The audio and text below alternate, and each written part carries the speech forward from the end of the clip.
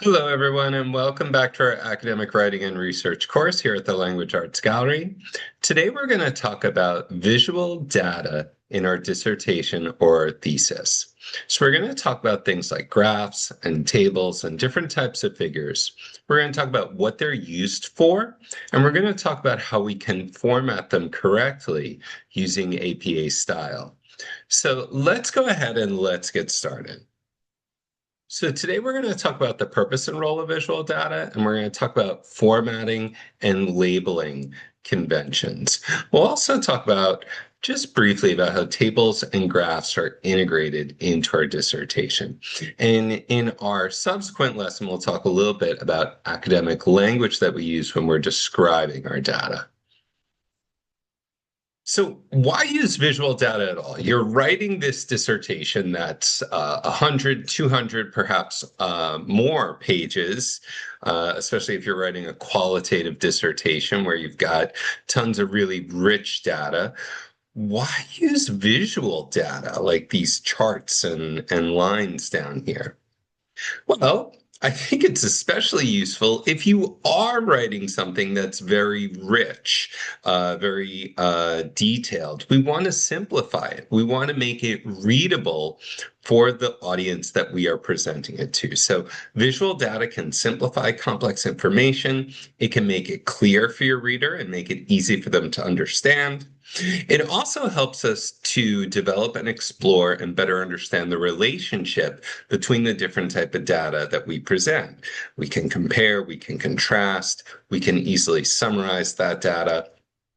And when we're making an argument, it makes that argument more persuasive because it is simplified. So we see some examples down here on the bottom right. What are some different ways that we can present data visually?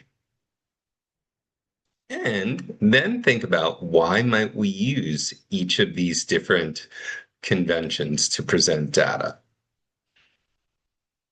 Okay, let's start with our first example, tables. So tables are fantastic when we want to present the exact values or we want to present multiple variables. I love using tables in my writing. I think they're very readable and it's easier for the reader to digest and to understand something that we perhaps presented in narrative form. They can look at it and say, okay, I understand this. It's really useful if we're presenting statistical information, which I have pictured here on the right. I have a Pearson's R correlation and Pearson's R correlation coefficient and a p-value for a correlation test. It's also great when we're presenting qualitative data. Qualitative data, when we're describing our qualitative results, it can be really lengthy. So sometimes it's terrific if we can put that into a table, talk about the different clusters and themes and cite different examples. We will have done that in narrative form in our paper, but we can see it here visually in a table. It makes it really understandable for a reader.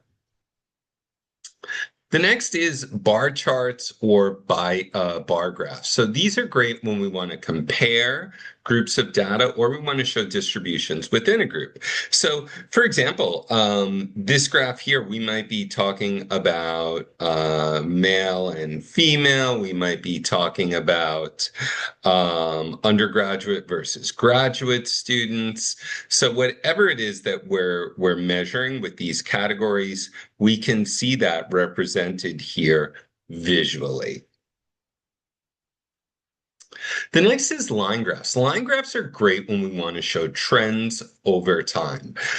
If you are an investor or you're interested in personal finance, I'm sure if you've checked different investments, perhaps your own investments or something online, you've been looking at line graphs that track the performance of these investments over time. And I've got something that's really simple here. And of course, this isn't accurate. This is just an example. But things like stocks, bonds, and real estate. We might have, for example, on our vertical axis, the annual percentage return, the annual percentage rate that each investment has returned. And on our horizontal axis, we have those years from 2010, 2015, 2020 to 2025. And we can see the movement in those different investments. You might have a single line if you're talking about one particular investment. If you want to see the movement of different investments over time and be able to compare them, then you might see several lines on that figure. Pie charts. I don't love pie charts, but they're great to show proportional relationships between data.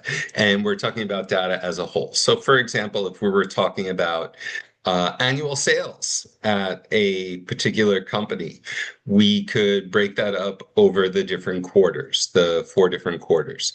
Bear in mind that no change in time is represented. So here I've got these sales in my first quarter. So this is January, February, and March. I don't really know if we had one massive week in January that's responsible for this, or if perhaps the rest of the first quarter was very slow. So it's one of the things I dislike about pie charts is I don't think they give us a very detailed picture of the data. I think, for example, going back to what I said about we might have had a great week in January. Perhaps the other weeks in the first quarter were slower than the rest of the year. So this might draw a reader into making decisions about the data that are not well informed. They're not complete because they just give us a sort of overall picture. And I think these are best when we don't have a lot of pieces of the pie, so to speak. We don't have a lot of variables that we need to represent on this chart. Because otherwise what happens is you've got this chart that's divided into so many small pieces and it's not readable. And that takes away the main purpose, the main advantage of using this visual data. The next is scatterplots. Scatterplots are great when we want to show correlation. If you're doing a statistical study and you're using any type of Pearson's correlation test, you will probably create a scatterplot. This will likely be presented in your appendix. Scatterplots are great and they work together with your tables. We talked about using tables to present statistical data. So if I look at this here, I've got a correlation of medium strength on the left, and I can see that visually. And I've got that trend line that goes through those points on the scatter plot. Right below that, I've got a table that supplements that. I can see the Pearson's R correlation, 0.416, showing a correlation of medium strength. I can see that with the scatter plot, and I've got my p-value there, which is less than 0.001, showing that I do have a statistically significant relationship. Here on the right, I've got no correlation, and I can see that trend line going straight through that data.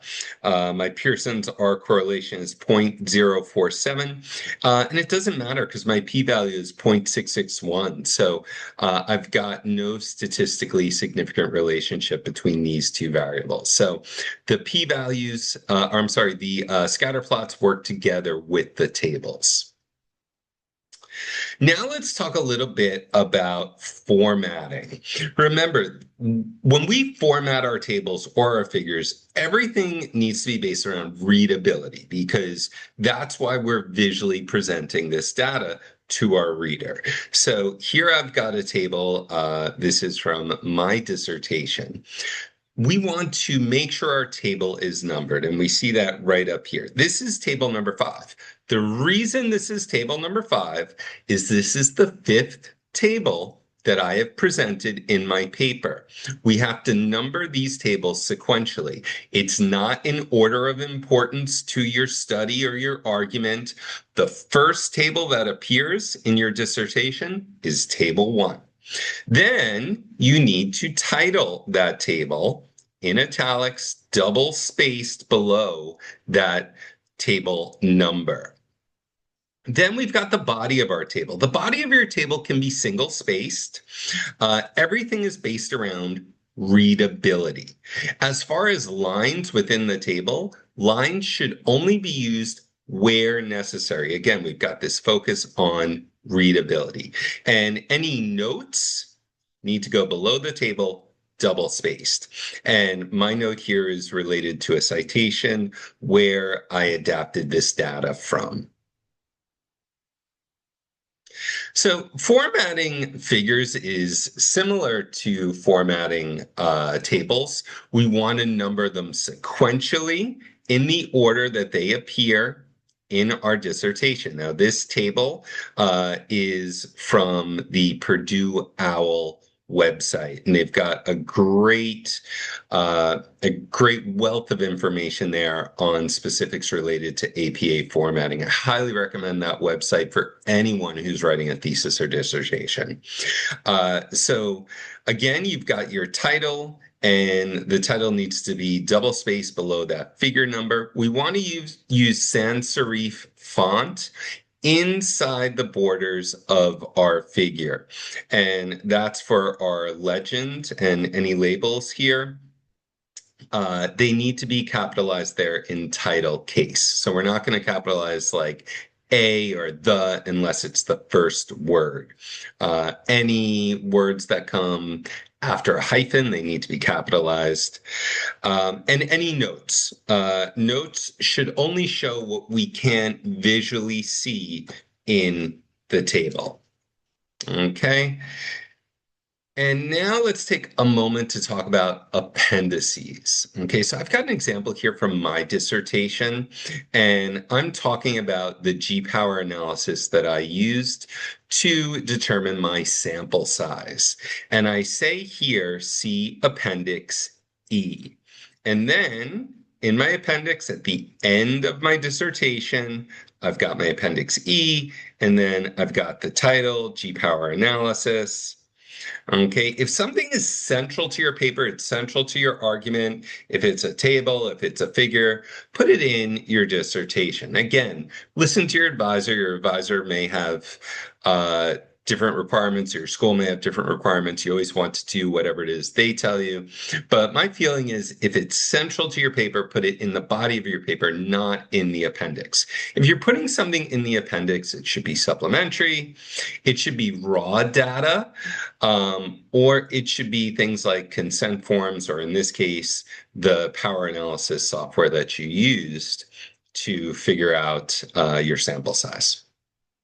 All right, great work. Thank you so much for joining me. To my students in Ethiopia, I know I didn't get a chance to see you last night. I assume that you guys had internet connection issues or you had other commitments, but please do catch up on all our videos. And if you need anything, please reach out to me and I am here to help.